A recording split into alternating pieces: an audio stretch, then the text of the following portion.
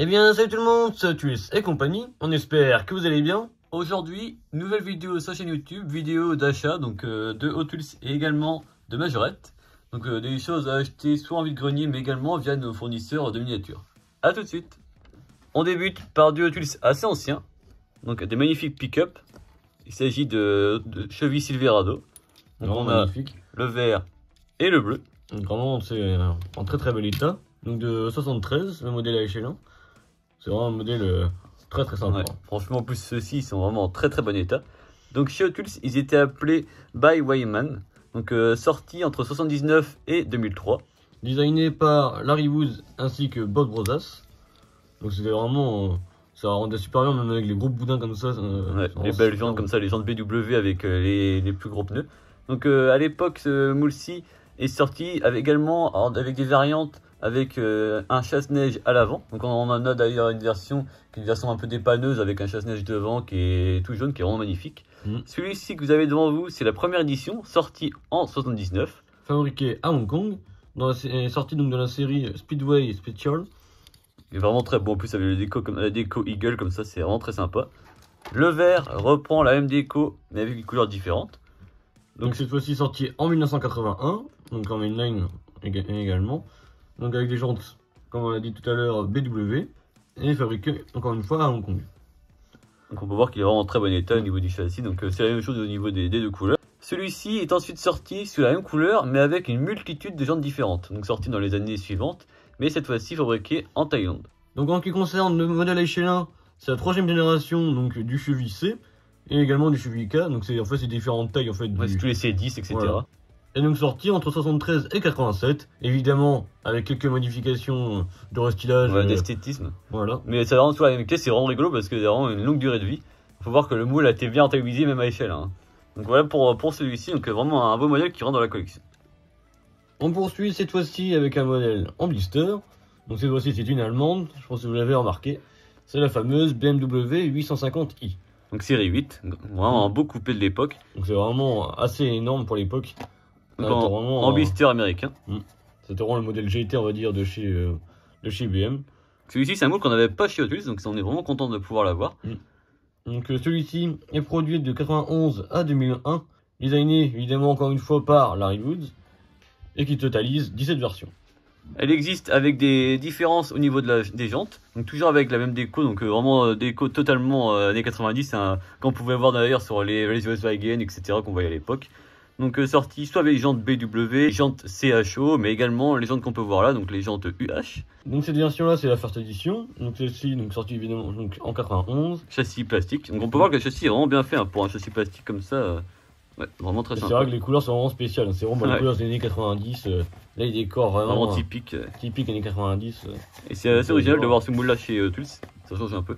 Pour moi le blister est vraiment en très très bon état. Très très bon état.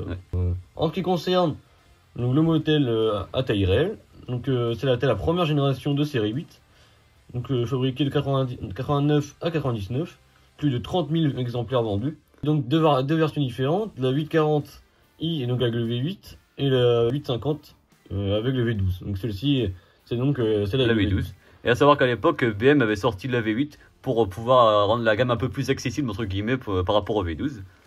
Et donc on peut voir par exemple une photo d'un vrai modèle, donc la série 8 de 1995, donc dessinée, toute décorée par David Hockney, donc c'est la version Artcar.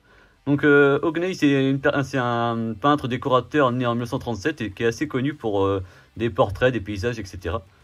Il était également graveur, c'est une légende on va dire dans tout ce qui est dans l'art culturel. Et c'est drôle de voir un mélange entre l'art et également l'automobile, c'est vraiment intéressant. Et là ce qui est marrant en plus c'est qu'il vit depuis 2019 dans le pays d'Auge, donc en Normandie, donc c'est quelque chose d'assez marrant. Ouais. Donc pour la tuile, c'est notre première version courante dans la collection, et donc un nouveau moule qui vient compléter nos BMW. On continue avec de l'américaine. Donc cette fois-ci, c'est un peu plus récent. Et donc la fameuse Camaro, Chevy Camaro. Donc c'est vraiment un moule assez, on va dire, iconique chez Hot Wheels quand même. Donc, vous l'aurez remarqué, celle-ci est très spécifique. En effet, elle n'a pas de peinture. Enfin, elle a uniquement les petits détails orange. Et par-dessus, en fait, le vernis. C'est-à-dire qu'en fait, c'est vraiment comme si c'était la couleur. En fait, c'est vraiment la couleur qu'on peut voir, c'est vraiment la couleur en fait de la coque en fait du Zamac. Du Zamac en fait. Elle est brute en fait. Voilà. Elle est brute. Donc avec les jantes qu'on connaît donc en mainline, qui est vraiment très belle, le châssis en plastique, blister américain puisque celle-ci était vendue uniquement dans les grandes surfaces américaines. Donc celle-ci était produite chez Hot Wheels de 2014 à aujourd'hui. Donc designée par Brendan Vetuski. Et sortie donc sous 16 versions différentes. En ce qui concerne la nôtre, donc elle est de 2014. Donc c'est une first édition. Donc c'est la first édition Zamac, donc c'est encore plus rare. À savoir qu'elle est également sortie en rouge et également en blanche. Donc on a les deux versions qui sont plus classiques, les versions qui étaient vendues partout dans le monde. Donc avec les jantes MC5 et SK5 et fabriquées en Malaisie. Donc celle-ci, ça représente la 5e génération de Camaro, sortie entre 2009 et 2015.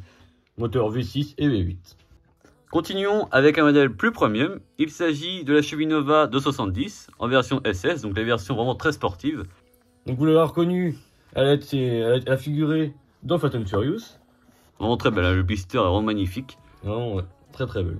Donc les pneus en gomme, le châssis en métal. Franchement, vraiment très très belle. Toutes les décorations sont présentes, les topographies sont vraiment toutes complètes. Au niveau des fers arrière, vraiment de très beaux modèles. Et donc là, c'est vraiment la gamme plus premium. Donc ce moule-ci a été designé par Mark Jones et donc sorti depuis 2021 et toujours produite à ce jour. Au total, il y a eu donc 4 variantes, donc c'est pas beaucoup. Ouais, uniquement des versions Fast and Furious, donc soit version plus premium comme celle-ci, mais également des versions plus classiques vendues avec moins de détails, etc. Voilà. Donc en ce qui concerne la nôtre, elle date de 2021, donc c'est la first édition. Elle est équipée de jantes RR5SP et fabriquée en Thaïlande comme l'ensemble des Hot Wheels Premium.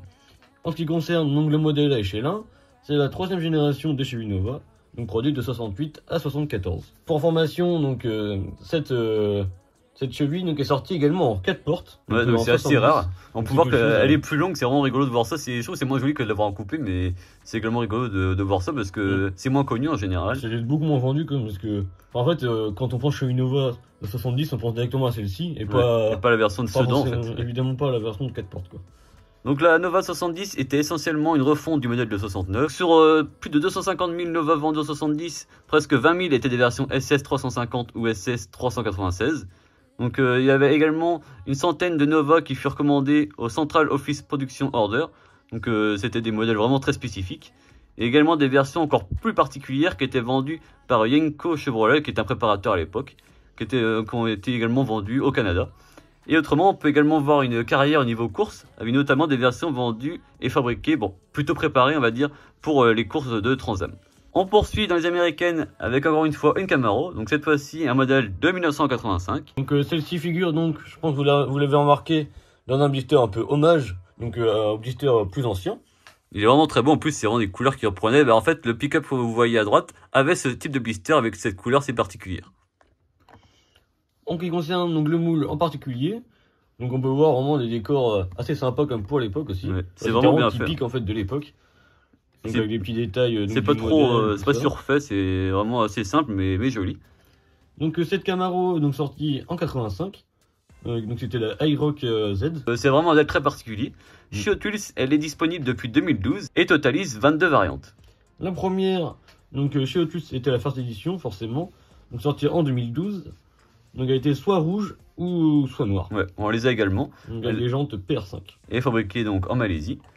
En ce qui concerne la nôtre, donc celle-ci, elle est donc sortie en 2016. Donc c'était vraiment, comme on vous a dit tout à l'heure, c'était vraiment rétro style en fait, on appelait ça. Avec les jantes 5SP et fabriquée en Malaisie. Petit détail intéressant, elle a le châssis en métal, ce qui fait qu'elle est assez lourde et en plus il est vraiment bien fait le châssis et franchement une belle miniature. En ce qui concerne donc le modèle HL1, c'était quelque chose vraiment d'assez on va dire assez spécial comme parce que c'était un style vraiment particulier voilà. Donc c'était en fait en 85 qu'elle est sortie. Donc Chevrolet a présenté la version iRock Z qui porte le nom qui veut dire International Race of Champions sur une base de la Z28 et c'était une option pour avoir une suspension améliorée, une hauteur de caisse abaissée, des amortisseurs Delco Beechstein, la soupape spéciale, enfin c'était pas mal d'options qui amélioraient la condition de route et tout ça. Donc c'était un modèle un peu on va dire amélioré de la Z28. Donc c'était quelque chose d'assez sympa aussi pour l'époque.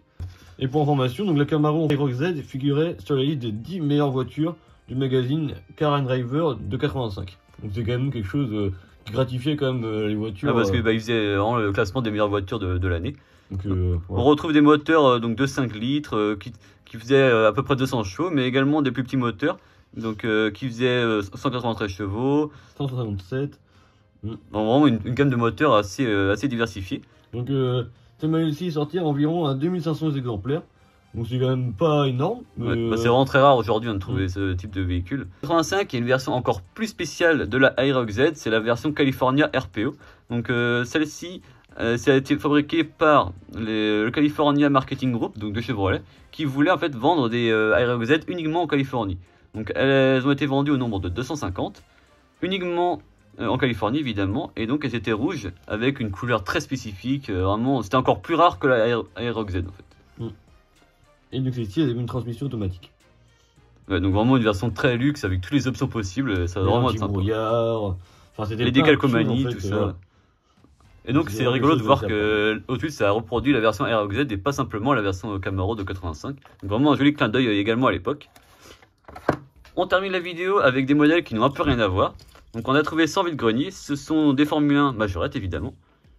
Donc on va voir le petit détail Lily, donc vous pouvez peut-être vous demander ce que c'est, et en fait c'était une marque. Donc, ce sont des miniatures Majopub, donc à l'effigie de Lily qui était une marque, donc c'est des véhicules Majopub évidemment. Donc on en a trouvé deux, donc on va dire qu'elles sont en état de jeu, mais on est vraiment content parce que c'est assez rigolo de voir des Majopub sans Formule 1 en plus. C'est des choses en plus assez rares quand même aussi. Bah oui, celle-ci en plus made in France, donc c'est intéressant. On peut voir que c'était la base de la McLaren F1. Donc vraiment rigolo de la voir orange comme ça, bah, un peu comme les McLaren d'aujourd'hui, donc ça correspond bien. On arrive donc à la fin de la vidéo. Si elle vous a plu, n'hésitez pas à lâcher un pouce bleu, à vous abonner sans oublier la petite cloche pour ne louper aucune prochaine vidéo. N'hésitez pas également à nous dire dans les commentaires si vous possédez un de ces modèles-ci ou un des modèles des différentes séries qu'on vous a présentées. Pour moi, le plus beau modèle, ça a été vraiment les petits pick-up, là, vraiment un petit coup de cœur pour moi, c'est vraiment très très sympa. Moi aussi, et autrement au niveau du modèle, sans prendre en compte l'année, tout ça, franchement la Chevy Nova quand même, de Fast and Furious, c'est quand même un très bon modèle. Et en plus, bah, c'est rigolo de l'avoir avec une version de licence comme ça, c'est intéressant, c'est vrai. Très sympa. A plus. À plus.